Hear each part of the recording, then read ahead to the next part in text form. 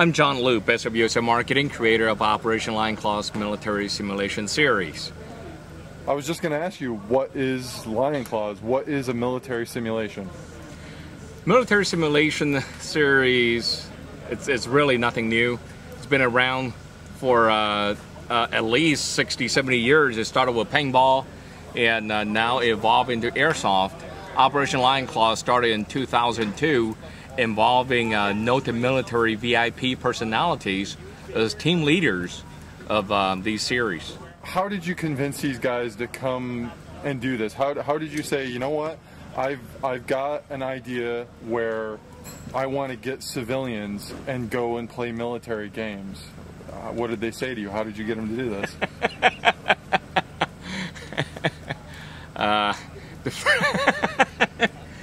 The first time when somebody told me about doing this, I thought that person was completely out of his mind. This all started a casual lunch with a friend of mine, Mr. James Tai, formerly known as Airsoft Elite, and Mr. Walter Chang, who is the owner of currently known as Airsoft GI. The two of them dared me to call Colonel McKnight to see if Colonel McKnight will lead people in the Airsoft event. They both laugh at me and they say, look, it's really team building. It's really good for morale. It's pro-military. What's the harm in it? And I told them, well, show me what airsoft is. At 2002, I had not a clue what airsoft was. And I told them, you know, okay, kept an open mind, called Colonel McKnight, talked about team building event with patriotic American men and women who were interested in learning about his experience in Somalia. And he agreed.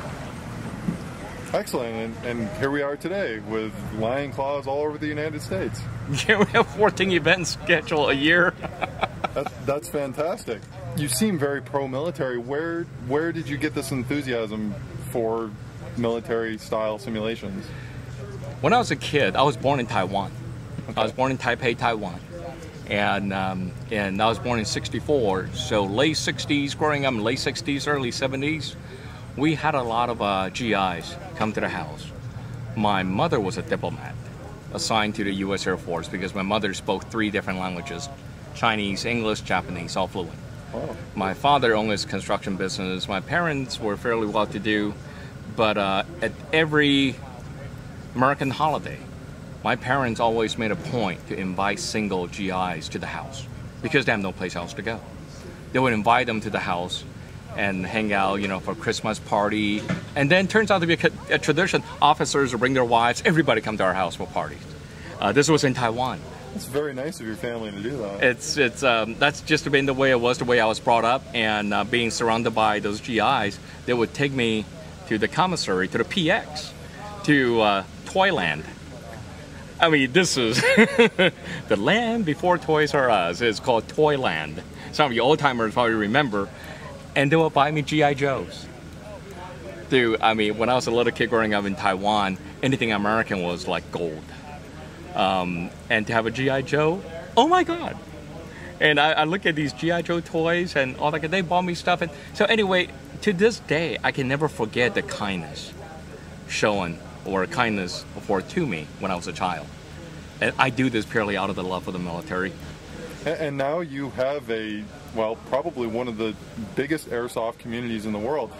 And actually, before we turned the camera on, John, I came across you. You were walking around. You were speaking to some players, and I caught you mentioning that this is very much like a reunion for you.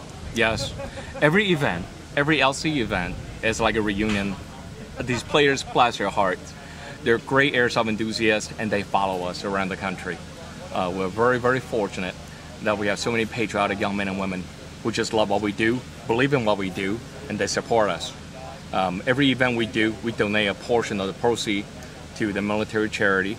As you will see on this Sunday, we have something prepared for this Sunday as well. Why New York in 2008? How did Northern Wind come to New York? It finally came north. Northern Wind was founded in Springfield, Ohio.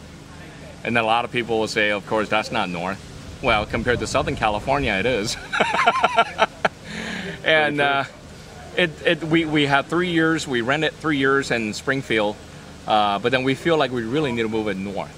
there was a gap. A lot of my enthusiast friends and players told me that, look, we really need something up in the Northeast. We look into Connecticut. We're still waiting. And and when Mr. Todd Schuler from the War Store contacted me and put me in touch with Sergeant Park, everything just moved along. And I tell you, I'm so impressed by Sergeant Park and his men, his fellow soldiers. This thing is incredible. And I think this New York thing was meant to be. You have been doing a lot of this hand in hand with the National Guard. Nice. March or die. What has been the response of not only the National Guard, but also the people that are in the airsoft community outside of New York? I think with the National Guards, it's hit and miss. There are good National Guards, and there are National Guards with their hands tied. And it's not the soldiers' fault, because I understand fully well the politics behind it. Every station is different. Every base needs to be treated different. Just because we're in a Fort Knox and Fort Hood, that doesn't mean I can go to a small, dinky place like Fort Waters. Right. Every little base, you have to treat them with respect and dignity, and as it should be. There's a particular place when the words got out, the enthusiasm from Western New York was tremendous. And we're very fortunate, and we appreciate the guys in Western New York and guys from Canada who come out and support the event. And we're very grateful to be able to come out here. Well, I want to, as a Western New York airsofter, I want to thank you for coming out here and to tell you that I know everybody is really looking forward to the events going on this weekend. And I'm going to hit you up for another interview after the event, and we'll see how things went. We'll wrap it up on Sunday. And maybe we'll get you singing. I hear that you're a pretty good singer. American Idol, is that in your future? No, it's more like Team America. I'm so Romy. They've been trying to have me put on a Kim Jong-un suit. These people are twisted. Thank you for your time. All right.